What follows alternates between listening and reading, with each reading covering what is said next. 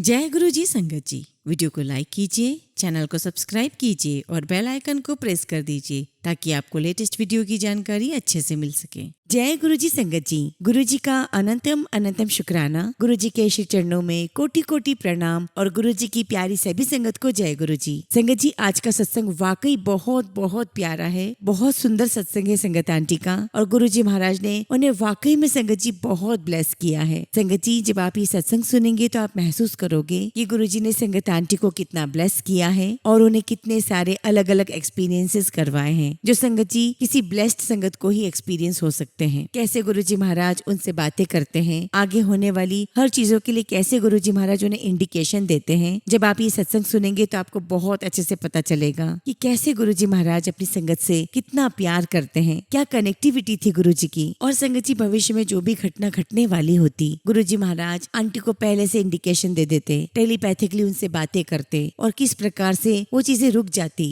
संगत जी, सत्संग सुनेंगे तो आपको पता चलेगा कि आंटी का प्यार गुरु जी के प्रति कितना सच्चा था और गुरु जी का भी अपनी संगत से कितना गहरा प्यार है। और संगत जी, ये सत्संग हमें सिखाता भी है कि हमारा विश्वास हमारे गुरु के प्रति हमारा कितना सच्चा होना चाहिए। संगत जी, सत्संग वाकई बहुत प्यारा है। आप सबसे मैं दिल से रिक्वेस्ट करती हूँ, सत्संग अंत तक सुने, पूरा सुने, पूरे भक्ति भाव के साथ सुने। आपको इस सत्संग के माध्यम से बहुत सारे सवालों के जवाब प्राप्त होंगे और गुरु जी की बहुत सारी ब्लेसिंग्स मिलेंगी। संगत जी, अगर आप भी अपना सत्संग शेयर करना चाहते हैं तो सुंदर लिखावट में हिंदी में ईमेल आईडी और व्हाट्सएप पर शेयर कर सकते हैं, और अगर आप चाहें तो ईमेल आईडी और व्हाट्सएप पे टाइप भी कर सकते हैं। तो चलिए संगत जी, सत्संग शुरू करते हैं। संगत जी, आज हम जिनका सत्संग सुनने जा रहे हैं वो गुरु जी की प्यारी और ब्लेस्ड संगत मेहर आंटी का सत्संग है। जय गुरु जी, शुक्राना गुरु जी। गुरु जी का लख लख शुक्राना कि उन्होंने मुझे मौका दिया कि मैं अपनी जर्नी आप सभी के साथ शेयर कर सकूं। और संगत जी, सबसे पहला थैंक्स गुरु जी को इस बात के लिए कि गुरु जी, थैंक यू सो मच कि आप मेरे गुरु हैं। संगत जी, मैं अपनी जर्नी शुरू से शुरू करूंगी और ये लगभग 1 दशक पहले की बात है जब मैंने अपनी मम्मी को खो दिया था। संगत जी, मैं राजस्थान अजमेर से हूँ और मेरी मम्मी तब अजमेर में ही थी। संगत जी, जब मेरी मम्मी बीमार हुई तो डॉक्टर ने सिम्टोमेटिक ट्रीटमेंट फीवर के लिए दिया और वो डायग्नोज नहीं कर पाए कि उन्हें क्या है, और काफी कुछ संगत जी मेरी माँ के साथ गड़बड़ हो रही थी। और तब तक संगत जी मैं गुरु जी को नहीं जानती थी। संगत जी, मैं उस समय अजमेर में थी और वहाँ पर ख्वाजा मोइनुद्दीन चिश्ती की दरगाह है, तो संगत जी मैं वहाँ दरगाह में चली गई और संगत जी मैं गरीब नवाज से प्रार्थना करने गई थी कि मेरी माँ को इस हालत में मत छोड़ो, उन्हें या तो हमेशा के लिए बुला लो या उन्हें ठीक कर दो। और संगत जी, 36 घंटे के अंदर अंदर मेरी मम्मी हमें छोड़कर चली गई। उसके बाद संगत जी, मेरे अंदर एक प्रकार का गुस्सा रह गया था, अपने आप से एक नाराजगी थी कि शायद मैं मम्मी के लिए और बेटर कर सकती थी। And Sangat ji, I also very angry with the medical fraternity because they messed up the case. और कहीं ना कहीं संगत जी, मैं अपने परिवार से भी नाराज थी कि शायद वो मम्मी को बहुत अच्छी जगह ले जा सकते थे, जयपुर ले जा सकते थे, दिल्ली ले जा सकते थे। क्योंकि संगत जी, मैं परिवार में सबसे छोटी थी तो जो बड़ों ने कहा है मुझे तो बस वही करना था। खैर संगत जी, उसके बाद मैं बॉम्बे आ गई और बॉम्बे आने के बाद भी संगत जी मुझसे कुछ भी नहीं हो पा रहा था, ना मैं अपने बच्चों का कुछ कर पा रही थी। और एक दिन संगत जी, मैं अपने घुटनों पर बैठती हूँ और ऊपर की तरफ देखती हूँ और कहती हूँ कि क्या ईश्वर से भी बढ़कर कोई है? ऐसा कोई ईश्वर है जो सब रीति रिवाजों से भी परे है? ऐसा कोई ईश्वर है जिसे पैसों से कोई मतलब नहीं है? ऐसा कोई है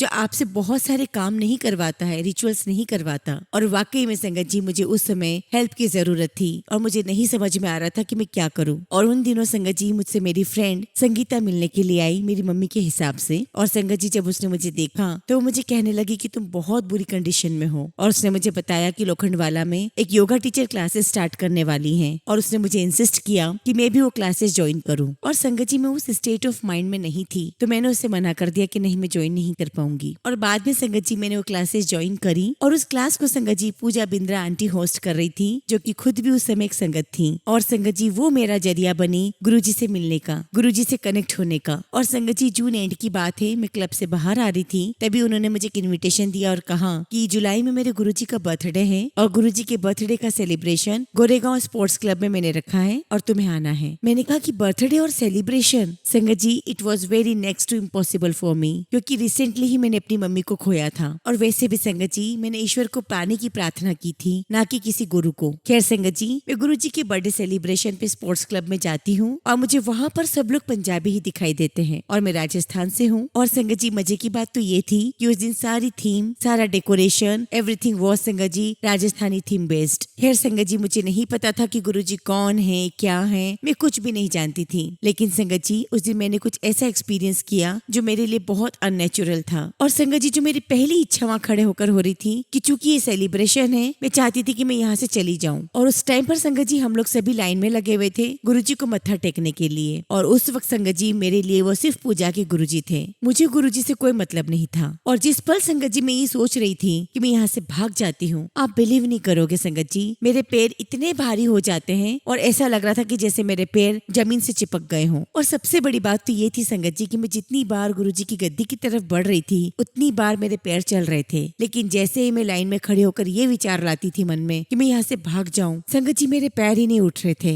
ऐसा लग रहा था जैसे वो जमीन से चिपक गए हों। मेरे मन में कई बार आया कि मैं पूजा को बाय बोलकर चली जाती हूँ, लेकिन कुछ तो था संगत जी कि मैं चाहकर भी वहाँ से नहीं जा पा रही थी। मेरे पैर जमीन से बिल्कुल चिपक चुके थे। और फिर संगत जी जब मेरी बारी आई मत्था टेकने की, तो जैसा पूजा कर रही थी वैसा मैंने भी किया। जैसे ही मैंने गुरुजी के सामने सिर झुकाया, मुझे एक आवाज सुनाई दी। और संगत जी वो एक आवाज किसी आदमी की थी और वो कह रहे थे कि तेरे सारे काम इत्थे होने हैं। संगत जी वहीं पर पास में सेवादार अंकल खड़े थे, तो मुझे लगा कि शायद इन्होंने मुझे कुछ कहा। मैंने उनकी तरफ देखा तो वो मुझे कहने लगे कि आंटी जल्दी मत्था टेको और आगे भी दूसरी संगत को आने दो। और फिर संगत जी जैसे ही मैंने दोबारा मत्था टेका, मुझे फिर से वही आवाज सुनाई दी, तेरे सारे काम इत्थे ही होने हैं। और संगत जी मुझे कुछ समझ में नहीं आ रहा था। ये सारे एक्सपीरियंसेस मेरे लिए बहुत नए थे। और फिर संगत जी थोड़ी देर में ढोल बजने लगे, नाच गाना शुरू हो गया और मुझे भी किसी ने सेंटर में खींच लिया। और आप बिलीव नहीं करोगे संगत जी कि मेरी मम्मी को गए हुए 40 दिन ही हुए थे और गुरुजी ने मुझे ऐसी जगह पे लाकर डाल दिया था जहाँ पर बहुत सारा सेलिब्रेशन हो रहा था, नाच गाना हो रहा था। और संगत जी जैसा कि मैंने आपको बताया था कि मेरे अंदर बहुत गुस्सा था, मैं अपनी माँ के लिए बहुत कुछ करना चाहती थी, फैमिली पे गुस्सा थी। पता नहीं संगत जी उस सेलिब्रेशन के बीच मेरे शोल्डर से, मेरे हेड से, मेरे हाथों से कुछ निकला, कुछ वजन जैसा कुछ निकला। और संगत जी जो मेरे अंदर गुस्सा था वो 50% कम हो चुका था।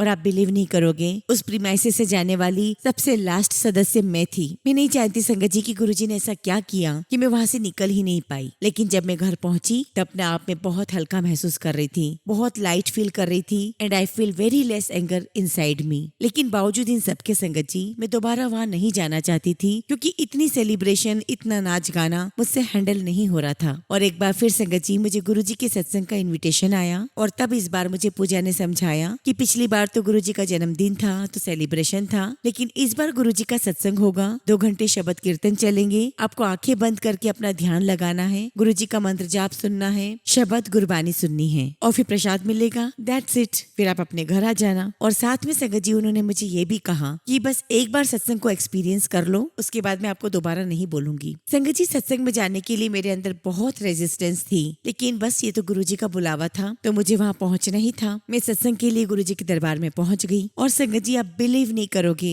जो कि मैं खुद भी नहीं कर पाई थी, जब मैं दरबार में गई तो मैंने अपनी माँ को वहाँ बैठा हुआ देखा। और संगत जी मेरी मॉम को देखकर मैं बहुत शॉक्ड थी कि ये कैसे हो सकता है। और संगत जी मुझे बार बार मम्मा वहीं दिखाई दे रही थी और मुझे ऐसा लग रहा था कि जैसे मम्मा और गुरुजी दोनों मिलकर मेरी बहुत केयर कर रहे हो। और संगत जी 3-3.5 साल के अंदर गुरुजी महाराज ने मुझे बहुत सारे ड्रीम दर्शन दिए, क्योंकि संगत जी मेरे अंदर बहुत गुस्सा था कि मेरी मम्मी का प्रॉपर इलाज नहीं हो सका, अच्छा ट्रीटमेंट नहीं मिल पाया, बहुत अच्छा कुछ उनके साथ हो सकता था, वो जीवित रह सकती थी, वो ठीक हो सकती थी। इसीलिए संगत जी गुरुजी ने इन 3-3.5 सालों में जो भी मुझे ड्रीम दर्शन दिए, उन्होंने हर एक ड्रीम दर्शन में मुझे मेरी मम्मा को ठीक होते हुए दिखाया। गुरुजी महाराज ने मेरी मम्मा को उस टाइम से दिखाया जब वो बेड रिडन थी, जब उनके पूरे शरीर पे सूजन थी। और संगत जी गुरुजी महाराज ने मुझे हर एक ड्रीम दर्शन में मेरी मम्मा को हील करते हुए दिखाया। मुझे दिखाया कि कैसे मेरी मम्मा धीरे धीरे ठीक हो रही है, उन्होंने बिस्तर छोड़ा, वो वॉकर के सहारे चल रही है और with the help of walker संगत जी मेरी मम्मा सत्संग में आकर के बैठने लगी है। और यहाँ तक कि संगत जी मैंने अपनी मम्मा को सत्संग में सेवा करते हुए भी देखा। तो संगत जी गुरुजी महाराज उस ड्रीम दर्शन में थ्रू हीलिंग माय मदर, गुरुजी महाराज मेरे अंदर जो गुस्सा था, जो ग्रीफ था, जो नाराजगी थी, उसे हील कर रहे थे। और संगत जी मेरे अंदर जो गुस्सा था, जो नाराजगी थी, जो चिड़चिड़ाहट थी, उसे दूर करने में अगर गुरुजी महाराज को 3-3.5 साल लग गए, तो आप सोच सकते हैं संगत जी कि मेरे अकेले से ये सारी चीजें कितने सालों में दूर होती। होती, शायद संगत जी मुझे जन्म ही लग जाते। और मैं गुरुजी महाराज का बहुत बहुत थैंक यू कहती हूँ कि गुरुजी ने मेरे इस गुस्से को, मेरी तकलीफ को बहुत प्यार से, बहुत धीरे धीरे, जिस प्रकार से मैं आसानी से उस प्रोसेस में जा सकती थी वैसे हील किया। और उसके बाद संगत जी गुरुजी के सत्संग में जाने का सिलसिला शुरू हो गया। और बॉम्बे में जहाँ कहीं पर भी गुरुजी के सत्संग होते थे, गुरुजी महाराज मुझे वहाँ पहुँचा देते थे। संगत जी मेरा दूसरा सत्संग मेरे बेटे का है। और जब मेरा बेटा 7-8 साल का था तो संगत जी उसके आगे की दांत टूट गए थे। और संगत जी वो फिर से ग्रो हुए और खेलते खेलते संगत जी वो पता नहीं कैसे टूट गए। और इस चक्कर में संगत जी उसका जो परमानेंट टूथ था वो भी गिर गया। तो एक बार की बात है, संगत जी उसकी बर्थडे के पहले वो मुझे कहने लगा कि मम्मा मुझसे खाया पिया नहीं जाता है तो आप मेरे नकली दांत लगा दो। और जब संगत जी उसने मुझे ऐसा कहा तो मेरे मन में आया कि इतना यंग बच्चा है और अभी से नकली दांत लगाने के लिए बात कर रहा है, जो कि संगत जी मुझे बहुत बुरा लगा। मैंने गुरुजी से अरदास करी और कहा कि गुरुजी आप कुछ भी कर सकते हो, आप कुछ ऐसा करो ना गुरुजी कि उसका दांत ही आ जाए, उसका असली दांत आ जाए। और आप बिलीव नहीं करेंगे संगत जी, 1 हफ्ते के अंदर ही मुझे उसके दांत में कुछ व्हाइट नजर आया। मुझे लगा कि शायद खाने के समय चावल फंस गया होगा। और जब मैंने उसके दांत में चेक किया संगत जी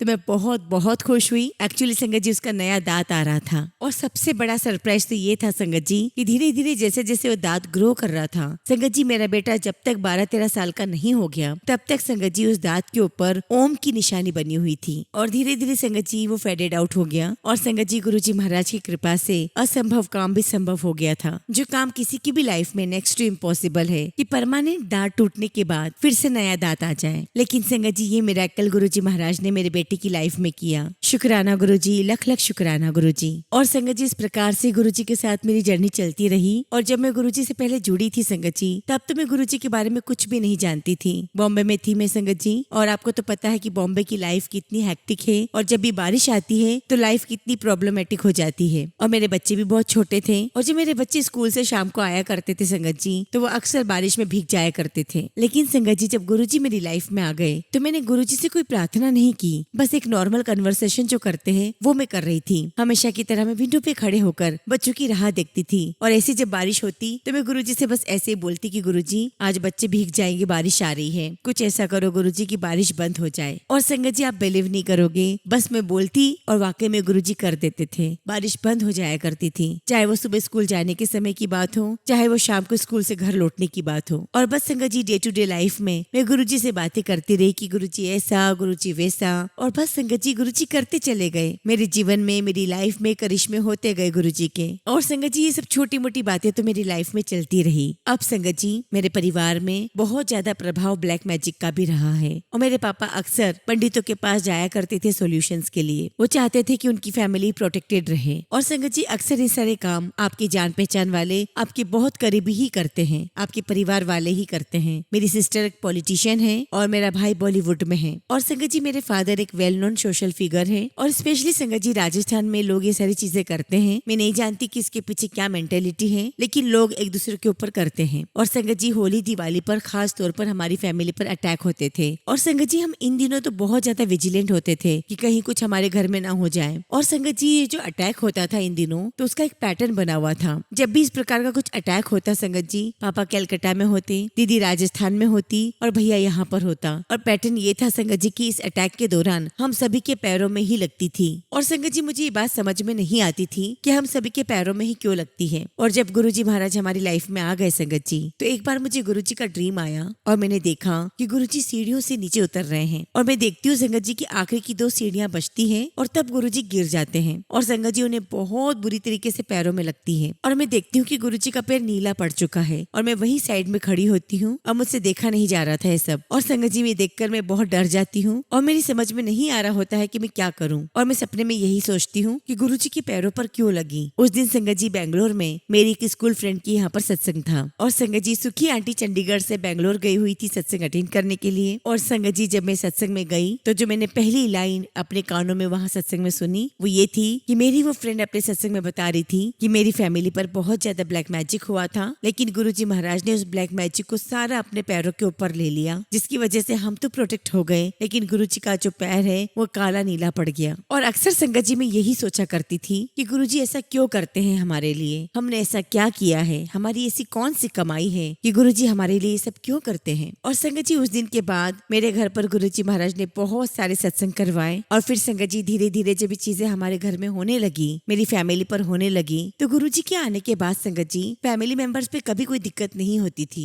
बल्कि संगत जी ये सारी चीजें चीजों पर उतरती थी। एसी खराब हो जाता था, फ्रिज उड़ जाते थे, टीवी उड़ जाता था और इस प्रकार से संगत जी गुरुजी महाराज ने सारा का सारा असर चीजों पे दिखाया, चीजों पर सारी चीजें डाल दी। और आज भी संगत जी अगर हमारे घर में कुछ भी होता है तो कोई ग्लास टूट जाएगा, कोई कांच टूट जाएगा, लेकिन किसी फैमिली मेंबर्स को कोई प्रॉब्लम नहीं आएगी। और संगत जी गुरुजी के होते हुए मेरी फैमिली को इन चीजों से कभी भी कोई दिक्कत नहीं हुई। संगत जी गुरुजी महाराज की शरण, उनकी प्रोटेक्शन बहुत बहुत पावरफुल है। Thank you so much Guruji, thank you so much. संगत जी हमारे घर में बोर्डिंग स्कूल जाने की एक प्रथा थी। हम भी गए, पापा भी गए, मेरी दीदी भी गई और संगत जी मेरी दीदी के बच्चे भी गए। और संगत जी जब ये बात मेरे परिवार पर, मेरे बच्चों के ऊपर आई तो एक बात तो बिल्कुल क्लियर थी कि वो बोर्डिंग हाउस जाएंगे। संगत जी मेरे ऊपर फाइनेंशियली प्रॉब्लम बहुत आ चुकी थी, क्योंकि संगत जी हमारी बहुत सारी करोड़ों की प्रॉपर्टी, हमारे कई सारे फैमिली मेंबर्स, बहुत हमने लॉस किया, हमने वो सारी चीजें खो दी। संगत जी बहुत ज्यादा फाइनेंशियल प्रॉब्लम आ चुकी थी। इवन संगत जी हमने फ्लैट भी लोन पर लिया था। और आपको पता है संगत जी कि जिस घर में फाइनेंशियली स्ट्रेन आती है तो बहुत सारी चीजें बदल जाती हैं। और संगत जी मैं चाहती थी कि मैं अपनी बेटी को बोर्डिंग भेजूं। तब मेरी सिस्टर अजमेर में रहा करती थी और वहाँ पर जो मेयो कॉलेज है, मैं वहाँ पर अपनी बेटी को भेजना चाहती थी पढ़ने के लिए। और संगत जी मैंने बहुत कोशिश की कि मैं अपने बच्चों को बोर्डिंग स्कूल भेजूं, लेकिन हमारी फैमिली में चला आ रहा ये पैटर्न गुरुजी ने मेरे घर में ब्रेक कर दिया। मेरे बच्चों को गुरुजी ने बोर्डिंग स्कूल नहीं जाने दिया। और मैंने गुरुजी से कई बार अरदास भी लगाई कि गुरुजी मेरे बच्चे इन कलेशों से दूर हो जाएं, वो यहाँ से बोर्डिंग स्कूल चले जाएं। हालांकि संगत जी मेरी लाइफ में बहुत सारी चीजें सही नहीं हो रही थी, लेकिन गुरुजी ने मुझे एक बात कही। और संगत जी गुरुजी ने मुझे बहुत क्लियरली कहा, कुड़ी नु कॉल रख। और संगत जी गुरुजी महाराज की कोई बात हम टाल भी नहीं सकते।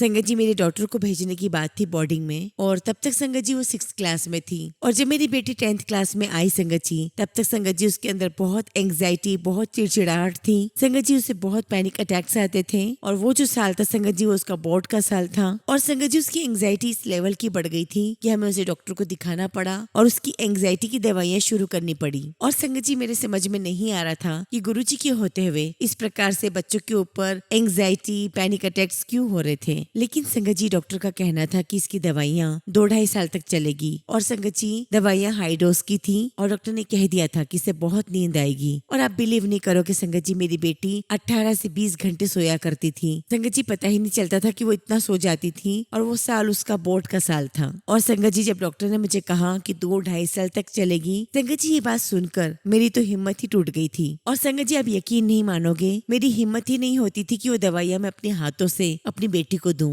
इसलिए वो सारी दवाइयां संगत जी मैं मंदिर में गुरुजी के पास रखा करती थी और वहाँ जल प्रसाद भी होता था। और मेरी बेटी अपने हाथों से गुरुजी का जल प्रसाद और दवाइयां वहाँ से लेती थी। संगत जी 2 महीने बीते और हमें वापस डॉक्टर के पास विजिट करना था, पर संगत जी गुरुजी महाराज ने हमें जाने नहीं दिया। और इस बीच में संगत जी मेरे पास सत्संग में जाने का एक इन्विटेशन आया। और संगत जी उस सत्संग में मैं अपनी बेटी को भी अपने साथ लेकर गई। संगत जी मेरी बेटी को सोशल एंग्जाइटी बहुत होती थी। कोई भी 4 लोग दिखाई देते तो उसे लगता कि वो 4 लोग उसे अटैक करने के लिए आ रहे हैं। और संगत जी उसे पैनिक अटैक शुरू हो जाते। और संगत जी जुहू में करण अंकल थे और एक बार में संगत जी कम से कम 250 संगत तो उनके यहाँ पर आती ही थी। और संगत जी मुझे वहाँ जाने का मौका मिला। गुरुजी महाराज ने मुझे वहाँ बुलाया और संगत जी दरबार में हमें गुरुजी ने वो मौका दिया कि हम गुरुजी के ठीक सामने बैठे दरबार में। और संगत जी जब गुरुजी महाराज को भोग लगाया जा रहा था तो मैं अपनी आंखें बंद करके गुरुजी से यही अरदास कर रही थी कि गुरुजी उसे बस पैनिक अटैक ना हो। और तभी संगत जी मुझे गुरुजी महाराज ने अपने पेट के दर्शन करवाए और मैंने देखा कि उनके पेट में कम से कम 8-10 किलो दवाइयां हैं और सभी दवाइयां हर प्रकार की हैं। और गुरुजी महाराज मुझे कह रहे हैं कि देख मेरे पेट के अंदर देख, आज मैंने कितनों की दवाइयां बंद करा दी और कितनों की दवाइयां कम करवा दी है। तू एक काम करना, मुझे थोड़े दिनों तक नारियल पानी का भोग लगाना। और संगत जी मुझे ये बात समझ में नहीं आई कि ये क्या था। कभी कभी लगता है कि हमारे दिमाग की ख्याल है और हम सोचने लग जाते हैं कि ऐसे कैसे हो सकता है। और संगत जी जैसे सत्संग खत्म होता है, आरती करने के लिए जैसे सब लोग आगे जाते हैं, उसी समय संगत जी मेरी बेटी को पैनिक अटैक आता है। संगत जी मैं उसे पार्किंग में लेकर गई और मैंने सोचा कि मैं उसे सीधे घर ले जाती हूँ। और तब संगत जी गुरुजी गुरुजी महाराज ने मुझे थॉट डाला और मैंने कहा कि बेटा हम यहाँ से नहीं जाएंगे, हम यहाँ से नहीं भागेंगे। अगर ये चीज गुरुजी के दरबार में ठीक नहीं हो सकती तो फिर ये दुनिया में कहीं भी ठीक नहीं हो सकती। जो कुछ भी है वो गुरुजी संभालेंगे और हम इन चीजों से डरकर बिल्कुल भी नहीं भागेंगे। और संगत जी मैं अपनी बेटी को 1-1.5 घंटा पार्किंग में लेकर खड़ी रही और मैं वेट करती रही कि मैक्सिमम संगत वहाँ से चली जाए। और मैंने सोच लिया था कि मैं गुरुजी के दरबार में मेरी बेटी को ले जाऊंगी और लंगर प्रसाद खिलाकर ही लाऊंगी। और फिर संगत जी किसी तरह मैंने वो सिचुएशन हैंडल की, वो काम डाउन हुई। हम लोग दरबार में गए, हमने मत्था टेका, हमने लंगर प्रसाद लिया। और संगत जी जब हम घर के लिए निकले, मैं आपको बता दूं कि मेरी बेटी का एक रूटीन बन चुका था कि वो खुद अपने हाथों से गुरुजी के पास रखी हुई अपनी मेडिसिन लेती थी। तो फिर संगत जी जब हम उस सत्संग से वापस घर आए तो 3 दिन के बाद संगत जी मैंने सोचा कि चलो मैं देख लेती हूँ कि कितनी दवाइयाँ बची है, मंगवानी है या नहीं। आप बिलीव नहीं करोगे संगत जी, 3 दिन पहले तक जितनी दवाइयाँ थी उतनी की उतनी अभी भी रखी हुई थी। और गुरुजी महाराज ने मेरी बेटी को 3 दिन तक दवाइयाँ नहीं लेने दी। और गुरुजी महाराज की ऐसी कृपा हुई संगत जी कि जहाँ डॉक्टर ने कहा था कि 2-2.5 साल तक दवाइयाँ खानी पड़ेगी, वहाँ सिर्फ गुरुजी महाराज ने सिर्फ 2-2.5 महीने ही उसे दवाई खिलाई। और संगत जी तब का दिन है और आज का दिन है, मेरी बेटी बिल्कुल ठीक है, उसे किसी भी दवाई की अब जरूरत नहीं है। और संगत जी सत्संग में बैठे बैठे गुरुजी महाराज ने मेरी बेटी का इलाज किया। और संगत जी मेरी बेटी की लाइफ का वो फेज इतना बुरा था, मैं कभी भी उसके ऊपर ये बर्डन तो डाल ही नहीं सकती थी कि तुम्हारा एक बहुत अच्छा करियर होना चाहिए। और संगत जी हमने सोच लिया था कि उसके करियर के लिए हम कुछ भी सिंपल सा कर लेंगे। संगत जी उसे मैथ्स से बहुत डर लगता था और मैंने उसकी मैथ्स की ट्यूशंस लगवाई हुई थी। और संगत जी वो एग्जाम के समय इतनी पैनिक हो गई, वो डर गई और वो सो गई। और संगत जी मैंने गुरुजी से कहा कि गुरुजी बच्चे की पढ़ाई से ज्यादा उसकी हेल्थ है, तो मैंने कहा कि गुरुजी मैं उसको स्ट्रेस नहीं दे रही हूँ। और संगत जी शायद आपको बिलीव नहीं होगा, गुरुजी महाराज उसके सपने में आए और 3 घंटा उसे मैथ्स पढ़ाया गुरुजी ने। और संगत जी जो गुरुजी ने पढ़ाया वही पेपर में आया। और संगत जी इस प्रकार गुरुजी महाराज बहुत बहुत ध्यान रखते हैं। उसने अपने बोर्ड एग्जाम्स बहुत अच्छे से दिए। संगत जी हमें समझ ही नहीं आ रहा था कि लाइफ में क्या हो रहा है। और गुरुजी महाराज ने उसे लॉ की तरफ गाइड किया। और संगत जी उसका इंटरेस्ट क्रिमिनल लॉ की तरफ बढ़ने लगा। और मैं उसे देखा करती थी कि ये वही लड़की है जिसे हमें संभालना पड़ता था। और आज संगत जी मेरी बेटी इंडिया के बेस्ट लॉ कॉलेज में है और वो टॉप 3 स्टूडेंट्स में आती है। और संगत जी सब कुछ करने वाले गुरुजी थे। एक माँ होने के नाते मैं उसके लिए कुछ भी नहीं कर पा रही थी। जो कुछ भी किया सिर्फ गुरुजी महाराज ने किया। एज ए पेरेंट संगत जी मैं जो कर सकती थी वो मैंने किया। और गुरुजी महाराज ने मेरा बहुत साथ दिया मेरे बच्चों को पालने में। और संगत जी मेरे बच्चों को गुरुजी महाराज ने बहुत अच्छे से पाला है, मेरी हैसियत, मेरी सोच, मेरी कैपेबिलिटी से बहुत बहुत ज्यादा। और इसके लिए Sangat ji I am eternally grateful to गुरुजी।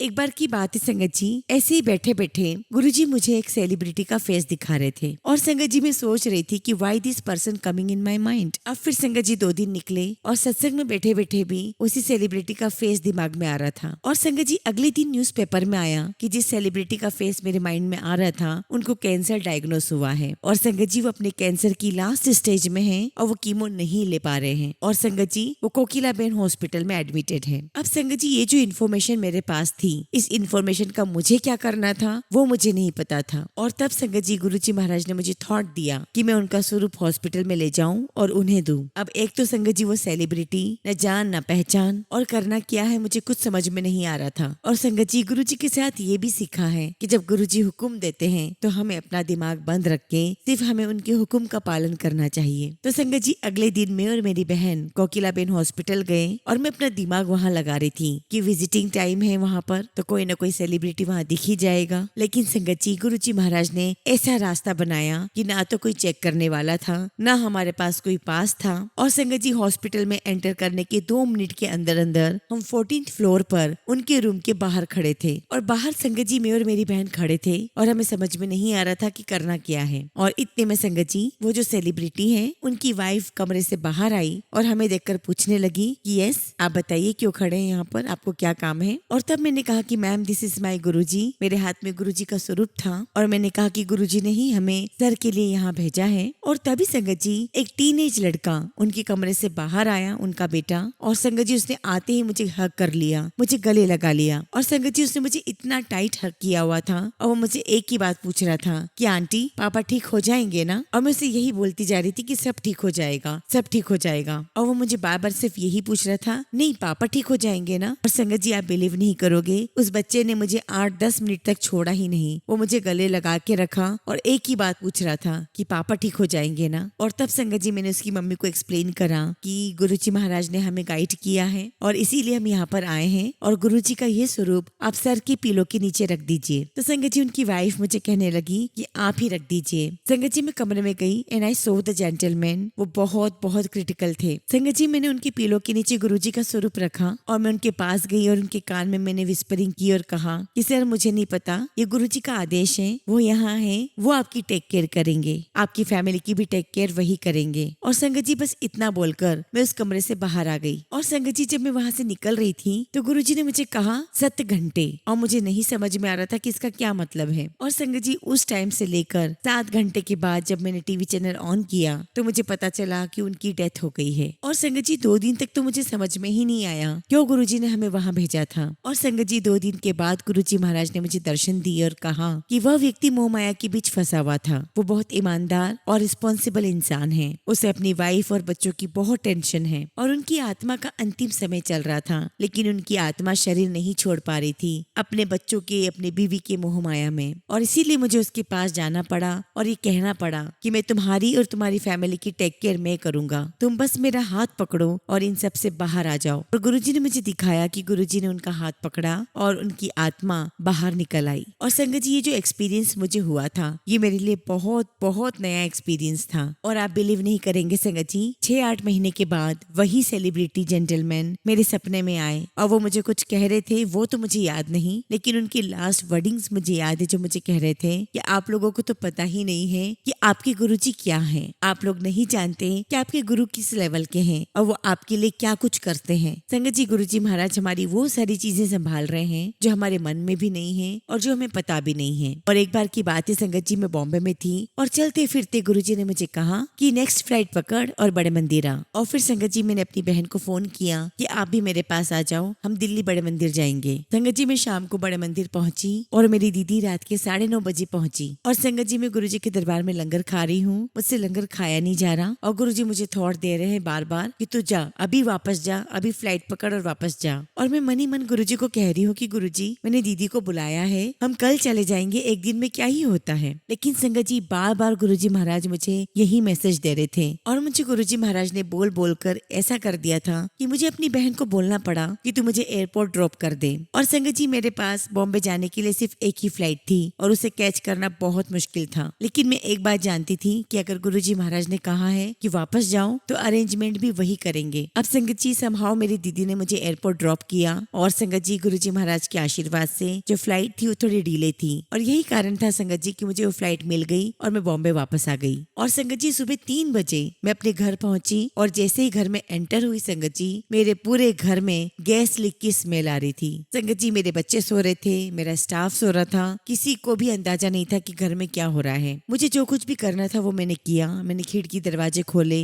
और यहाँ तक कि संगत जी गैस लीक की कंप्लेंट रजिस्टर करके भी सोई थी। लेकिन संगत जी मैं बहुत थकी हुई थी और मैं अपने कमरे में जाकर सो गई, मुझे नींद आ गई। और संगत जी मैं इतनी थकी हुई थी कि मैं अगले दिन दोपहर के 3 बजे उठी और तब तक संगत जी मेरे स्टाफ ने खाना बना लिया था। और संगत जी जब मैं उठी तो मैं ये बात भूल चुकी थी कि मैं ऑलरेडी कंप्लेंट रजिस्टर्ड करके सोई थी। और संगत जी रात की 10 बजे मुझे गैस वालों का फोन आता है कि आपने कंप्लेंट दर्ज की थी, हम आ रहे हैं। तो संगत जी मैंने उनसे कहा कि आप कल आ जाना, तो वो मुझे कहने लगे कि नहीं मैडम हमें अभी ही आना होगा। और संगत जी जब वो आए और उन्होंने सब कुछ देखा तो उन्होंने मुझसे पूछा कि जब से ये लीकेज है आप लोगों ने गैस ऑन तो नहीं किया? तो मैंने उनसे कहा कि नहीं, हमने दोपहर का खाना, कल रात का खाना सब बनाया। और संगत जी वो एकदम से जोर से चिल्लाने लगा कि अरे आपको बिल्कुल ऐसा नहीं करना चाहिए था। और उसने मुझे बताया कि गैस के ऊपर जो पाइप जा रही है वो 2 टुकड़ों में डिवाइड हो चुकी थी और वो कहने लगा कि हमारी गैस लैंग्वेज में सबसे हाईएस्ट लेवल का लीकेज है और आपको गैस तो बिल्कुल भी ऑन नहीं करना चाहिए था। और वो मुझे कहने लगा कि मुझे नहीं पता कि आपके ऊपर कौन से भगवान का हाथ है, लेकिन आप इतना जान लीजिए कि आपके ऊपर से बहुत बड़ी बला टल गई। और संगत जी मुझे नहीं समझ आ रहा था कि मैं गुरुजी का थैंक यू कैसे कहूँ, कैसे उन्होंने मुझे ब्लेस करने के लिए बॉम्बे से तुरंत दिल्ली बुलाया और लंगर करवा के मुझे तुरंत बॉम्बे भेज दिया ताकि मुझे वो अपने लंगर से, अपने बड़े मंदिर की प्रेजेंस से, ऑरा से, पॉजिटिविटी से मुझे ब्लेस कर सके और मुझे और मेरे परिवार को प्रोटेक्शन दे सके। और इस प्रकार के इंसिडेंट से, सत्संग से संगत जी आप कैसे बिलीव नहीं करोगे कि गुरुजी महाराज हमेशा हमारे साथ हैं। और संगत जी एज ए ह्यूमन बीइंग हम लोग बहुत फ्रेगमेंटेड होते हैं, हम बहुत सारी दुनियादारी की चीजों में उलझ जाते हैं। लेकिन संगत जी जब गुरुजी हमें सत्संग में बुलाते हैं, क्योंकि वो एक संपूर्ण गुरु है, पूर्ण गुरु है, तो कहीं ना कहीं संगत जी उनके आशीर्वाद से हम हम भी पूर्ण होना शुरू हो जाते हैं। संगत जी, हम कितना भी दुनियादारी की चीजों में उलझ जाए, गुरुजी हमें समेट देते हैं और हमें संभाल लेते हैं। जैसा कि संगत जी हम सुनते हैं कि गुरुजी हमारे कर्म 10% में काट देते हैं या मिनिमाइज कर देते हैं। और संगत जी, मैं लोखंड वाला और अंधेरी में रह चुकी हूँ और यहाँ पर दुनिया की बहुत जगहों से बच्चे आते हैं बॉलीवुड में ट्राई करने के लिए, और इसीलिए संगत जी यहाँ पर बहुत सारे बच्चे शेयरिंग में रहते हैं। और ऐसे ही संगत जी एक घर में 5 बच्चे रहते थे और वो आपस में संगत बन गए। एक बार संगत जी गुरुजी ने मुझे मैसेज दिया कि तू सत्संग कर, और स्पेशली संगत जी गुरुजी ने मुझे उन 5 लड़कों का नाम बोला और कहा कि उन्हें सत्संग में बुला। अब संगत जी सत्संग हो गया, सारी संगत चली गई, बस ये 5 बच्चे पीछे रह गए थे। अब संगत जी रात के 10 साढ़े 10 बजे के करीब मेरा बेटा अपने कमरे में से टॉय गन्स ले आया, और संगत जी 5 लड़के और जो बच्चे थे वहाँ पर, ये लोग सब मिलकर वहाँ पर शूटिंग खेलने लग गए। संगत जी वो लोग बहुत शोर कर रहे थे, बहुत आवाजें कर रहे थे, पूरे दरबार में यहाँ वहाँ दौड़ रहे थे। और मैंने उन्हें रोकते हुए कहा कि देखो, मुझे बिल्डिंग में रहना है और आप लोग ये सब बंद कर दो, और अभी बिल्डिंग से कंप्लेन आ जाएगी, रात बहुत हो रही है। लेकिन संगत जी इसी बीच गुरुजी ने मुझे स्वरूप से इशारा कर दिया कि जो हो रहा है होने दे, मैं कुछ कर रहा हूँ। और संगत जी मैं विंडो के पास आकर के बैठ गई, और ये सब कुछ संगत जी 8-10 मिनट तक चलता रहा। और देखते देखते संगत जी चीजें थोड़ी सी बदली। उनमें से एक लड़का है परमार्थ, उसको सब लोग पकड़ रहे हैं और उसको पकड़ के सब लोग मार रहे हैं। हालांकि संगत जी जो भी हो रहा था वो मस्ती मस्ती में हो रहा था, लेकिन उसे सब लोग टारगेट कर रहे थे, उसे अपने बुलेट्स का निशाना बना रहे थे। और संगत जी खेल खेल में उसे मार दिया गया और ये सारा खेल बंद हो गया। और जैसा कि मैंने बताया संगत जी कि 5 बॉलीवुड में ट्राई करने के लिए आए थे और 5 एक्टर थे। संगत जी ये लोग बहुत पर्टिकुलर होते हैं, बहुत सीरियस होते हैं अपने जिम को लेकर, अपने लुक्स को लेकर, अपनी डाइट को लेकर। और उन 5 लड़कों में संगत जी परमार्थ और सनी एक ही जिम में जाते थे, और संगत जी जनरली ये 2 से 3 बजे जाया करते थे। तो 1-2 दिन के बाद संगत जी सनी की थोड़ी सी तबीयत खराब थी, तो सनी कहने लगा कि आज मेरा मन नहीं है, तबीयत ठीक नहीं है, तो मैं नहीं जाता। तो परमार्थ कहने लगा कि ठीक है, आज मेरा भी मन नहीं हो रहा है, मैं भी नहीं जाता, और दोनों घर पे रुक गए। संगत जी जो बाकी के बच्चे हैं उन्होंने मुझे बताया था कि चाहे बुखार भी हो तब भी ये दोनों अपना जिम नहीं छोड़ते हैं। लेकिन संगत जी ये गुरुजी का आदेश था, गुरुजी ने उन्हें जिम जाने ही नहीं दिया। और संगत जी जब वो अगले दिन जाते हैं जिम में, तो उन्हें पता चलता है कि जिस दिन वो लोग जिम में नहीं आए थे उस दिन 2 से 3 बजे 60 से 70 लोग जिम में एंटर हुए, और उन्होंने जिम के अंदर ताबड़तोड़ गोलियां चलाई, तोड़फोड़ की। और संगत जी चीजें वहाँ पर इतनी बिगड़ी कि आज तक वो जिम कभी नहीं खुल पाया। क्योंकि संगत जी ये बच्चे संगत के बच्चे हैं, गुरुजी के बच्चे हैं, और संगत जी कहीं न कहीं उनकी डेस्टिनी में ये था कि ये उन 60-70 लोगों से भिड़ते, उनका शिकार बनते, और शायद इनको भी गोलियां लगती, खासकर परमार्थ को। और संगत जी गुरुजी ने वही इंसिडेंट खेल खेल में अपना सत्संग रख के अपने दरबार में वही सब कुछ इनेक्ट करवा कर जो भी घटना घटनी थी संगत जी उसको वहीं पर नलीफाई कर दिया। और जब संगत जी गुरुजी महाराज इस प्रकार से अपनी संगत की रक्षा करते हैं, उनकी इस प्रकार से कर्म कटवाते हैं, तो संगत जी आपके पास सिर्फ उनको सरेंडर करने के सिवा और कुछ नहीं बच जाता। संगत जी मैं गुरुजी को बहुत बहुत शुक्राना करती हूँ कि गुरुजी ने मुझे ऐसे ऐसे एक्सपीरियंसेस करवाए हैं, ऐसे सत्संग दिए हैं कि मैं जितना भी उनका शुक्राना करूँ उतना ही कम है। संगत जी सत्संग तो अभी बहुत सारे हैं, अनगिनत हैं, लेकिन फिलहाल संगत जी मैं अपने सत्संग को यही विराम देती हूँ, और बहुत जल्दी आप सबके साथ अपने और भी शुक्राना सत्संग शेयर करूंगी। और आप सबसे यही कहूंगी कि गुरुजी से बहुत प्यार करिए, विश्वास रखिए और पूरा सरेंडर करिए। जय गुरुजी, शुक्राना गुरुजी।